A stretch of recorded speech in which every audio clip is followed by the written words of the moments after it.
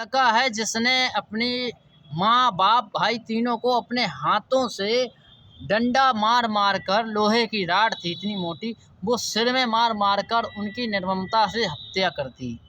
अब हत्या क्यों कर दी इसका भी कारण है। उसने पहले अपने बाप को मारा, बाप अलग कमरे में सो रहे थे, उनका लोहे की राड डंडे सिर में मार मार कर उनकी हत्या कर दी। फिर उसने अपनी माँ को मारा, माँ को नशीला कुछ खिला दिया और फिर बाद में उनकी नशीली हालत में, मतलब नशे की हालत में, वो बेहोश थी, उस हालत में उनकी हत्या कर दी। फिर अपने छोटे भाई की हत्या की, फिर अपने बड़े भाई की हत्या की। अब कारण क्या है? वो लड़का जो है, उसके पिता, लड़का पहले बदतमीज़ है, दारू पीता है, लड़कियों के साथ उसके संबंध हैं, इधर उधर घूमता फिरता, कमाता खाता कुछ नहीं है, ठीक।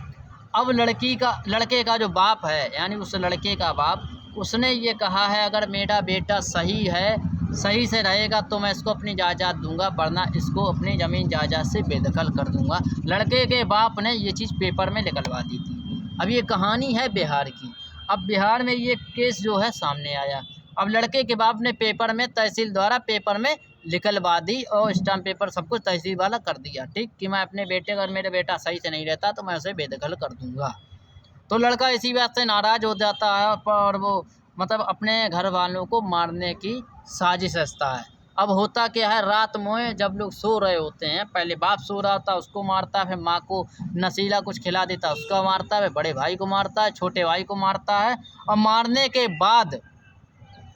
के बाद पुलिस को फ़ोन करता है, कहता है कि इन लोगों को मैंने मार डाला है, मैंने इनकी हत्या कर दी, मुझे गिरफ़्तार कर लो।